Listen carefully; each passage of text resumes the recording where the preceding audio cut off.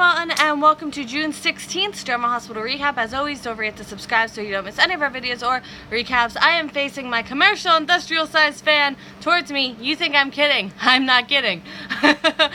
So I have some air. It's so hot. I hope it's not as hot where you are as it is here, but it's the middle of summer. It's the beginning of the summer, so it probably is. But in any event, let's get right to it because I'm marathon uploading, even though I said I wouldn't do it again. But hopefully this is the last marathon upload I'll ever do. Fingers crossed. Ooh, forehead. I can't. Alright. At the Metro Court, Kevin runs into Sam. She's waiting for Jason to show up for lunch. She's really bothered and doesn't know why. Kevin asks her how Scout is, and she says, good. And then she asks about, her anxiety and maybe, does it have to do with Jake, that whole thing that happened. And she says, maybe, probably. And, what happened to Jason on Castine Island. Like, she can't wrap her head around the 2 years that are missing and will remain missing. So Sam says Jason is the same in all the positive ways, but she has to wonder if there's a part of him that he's hiding. And Kevin says, he treated Jason after the car accident back in the day, and he's always been resistant. Self-determination is his #1 thing. He makes his own choices, and Sam's like, yeah, and that's what Helena took from him, and it goes against everything he stands for. So Kevin gets a text, all non-emergencies at the hospital have been canceled, which seems a little weird, and Kevin needs to reschedule some stuff, and Sam leaves in the interim. By the way, word of the month seems to be interim, so that's a thing that's happening. At Kelly's, Nathan knows all that is going on with Amy is about Chet. So she says it's none of his business, and he says, Dylan filled me in on some of the stuff from high school, and he looked in on him too, and he's concerned, and she tells him not to be. She won't, I don't know what she won't means. I wrote this like a week ago. She says, Chet wouldn't want him to be concerned about him or anything like that. And she talks about Chet in high school, that he stood up for his fellow classmates against bullying, even though, stereotypically, he'd be the one who'd also be the bully. And, the fact that he took that stand, not only did he, stay away from it, but then he took that stand against it, was really, cool of him. And Chet never made fun of her, and he was always supportive of her. And, he came up with the name Man Landers, too. So he was in the Army.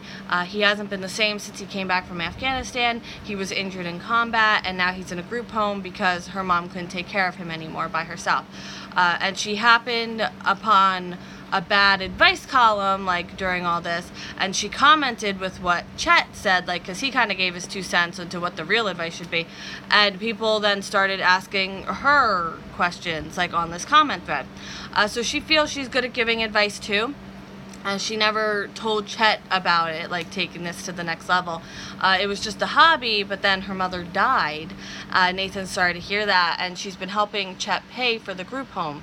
So the reason Amy broke the stick out was because she needed to work to pay the bills. And I'm like, oh, that's a really good tie-in to that. I'm glad they're, making this all come together. And then this advice column blew up, and, she stole the picture, and the rest is history. The blog exploded once his face was on it, and she understands why he asked her to take it down, and it was wrong, but the publishing house already saw his picture, so that's what they're picturing when they have him in mind. Nathan will keep the Chet stuff private. He's not going to go around town talking about it. She drops her papers, and he helps her pick them up, and they're Chet's documents. So they reveal that he requires a lot of extra care, even more than Amy had let on. And she says she'll figure something out. Chet wouldn't want his personal business out there, though. He promises, but he tells her to wait. At Lante's place, Laura is thinking of moving out with Spencer to give Lulu her space back. Then Spencer comes in, and Spencer doesn't get along with Charlotte. Well, that's not good. So they're going to finish this puzzle, but Spencer's being, really bratty. And I love Spencer, so I'm saying this all out of love, okay? I'm just telling you what happened. He was being bratty. Dante and Rocco go to wash their hands after an extra long digging excursion. Spencer blames Charlotte and Valentine for stealing his life, and he gives Laura attitude and asks if she's forgotten about his father. And Laura takes him aside. Obviously this boy's in so much pain, but, he won't just, it's Spencer, he puts on this, big, facade. So she hasn't forgotten about his father. That's her son, you know, obviously. But Charlotte isn't to blame for what Valentine did, just like he can't be blamed for the things Helena did and his father, although he was shielded from, like, the dark turn his father took at the end, which I don't believe is really the end. I think him and Valentine are in cahoots, but whatever. But he can't take it out on Charlotte, and he says he won't anymore. Spencer comes back to the puzzle, and then he wrecks it. He just, like, throws the whole thing off the table, and Lulu and Laura are just shocked, especially because it was almost finished. So Dante tells Spencer to go by himself for a while, and Laura yells at him when he questions her. And Charlotte helps pick the puzzle up, and then Kevin comes over. All his sessions were canceled. So Spencer is going to go with Kevin and Laura. Lulu offers a snack break. She has brownie mix. Hey, brownie mix. Sorry, I've been making brownies for like ever. Whose tail? Oh, it's E-Cat. I felt this tail against my leg because I'm sitting and I'm like, what is happening? E-Cat! Oh my goodness, thank you so much for visiting us, E-Katerina. Hi. Aren't you the sweetest? Alright, I'll sit to the side here so we can have some E-Cat time. So Rocco is in charge of finding stuff in the kitchen to have as a snack. I need a Rocco around, right? Lulu and Dante hope Spencer didn't upset Charlotte too much. That he's not mad at her. And she's like, I know. And they ask what's making her sad, because she's not 100% either. So she says, she's having fun, but she misses her dad. And then she asks if that makes them mad. And I'm like, oh, sweetheart. Like, these Cassadine kids literally break my heart, seriously. So, of course, they're not mad at her. They acknowledge her feelings. They're here for her no matter what, because they're her family. Why do you have a scab? I can't with this cat. She always has a scab somewhere. Right, Ekaterina? Right, Ekaterina. Sorry, where was I again? Oh, yes, a General Hospital. Aww. Oh, okay. We're gonna just... Can you see the tail? There's the tail. Okay. They're her family. They're there for her no matter what. Please don't knock the tripod down, sweetheart. So Rocco comes back, and they all hug, and they're all happy, and I'm just sitting here crying my eyes out because I'm happy because they're happy. So outside, I don't know where they are, but they are outside, possibly in the park. Laura makes a deal with Spencer that he can get a pretzel if he apologizes to Charlotte when he gets home. Good deal. You get a pretzel out of it. Come on. Pretzels are awesome. I might have one at Sam's a little later. So he's exhausting her. She doesn't know what to do about him. He's so spoiled, but, there's all this tragedy, and, she's got to rein him in. So she tells Kevin that Spencer's angry at Valentine, and it's being focused on Charlotte. She knows her and Spencer need to leave that house. He may or may not be going back to school, and Kevin knows a place she can go. His place. Ooh, Kevin. So she says he doesn't have to, and she doesn't want him to feel that he has to rescue her. But he loves her, and his feelings are real and permanent, and they'll never change. And I'm just like, aw. Back at General Hospital, Jake thinks Elizabeth looks scared and that she's scared of him, and she's like, oh, no, I'm not afraid of you, I promise, I love you, child. So Hayden comes in and goes to the locked room and unlocks it. It's the room that Jake and Elizabeth are in. And she runs into the bathroom. She has to throw up. So an officer comes in to update Elizabeth and ask about the person who came in, like, if it's okay. Elizabeth's like, yeah, that's my sister, but, there's no update on, like, the serious stuff. By the way, E-Cat is, like, up on a tote right now. Like, I'm looking up at her. She's very tall. I love her. So Elizabeth sends Jake to the corner to play with her phone, and Elizabeth thinks that Hayden might have the flu, and then jokes about her being pregnant, and Hayden's like, surprise! So Elizabeth asks how she's feeling, and Hayden's happy. She's getting there. Hayden asks Elizabeth how she dealt with it when she thought she lost Jake, and Hayden seems afraid of losing control, which is, from what I hear, pretty much all that happens when you have kids. You lose control of everything. So Elizabeth says that she keeps going because if she didn't, she'd been missing out on the greatest experience of her life. So basically, you don't live in fear the whole time. You just you enjoy life, which is what I choose to do. I enjoy life. So Elizabeth thinks it's a good sign that she's asking these questions, though, and all that matters is that she wants this child, and like she's gonna love this child. So Jake's done playing. That was fast. I'm sorry. When have you ever given a kid an iPad or a phone to play with and they're done in 5 minutes? Never. Or, a 25-year-old, never. So Jake's done playing, and he says he hopes she's feeling better, and I was like, oh, you're gonna have a cousin. On the roof of the hospital, Jason asks the guy about the package.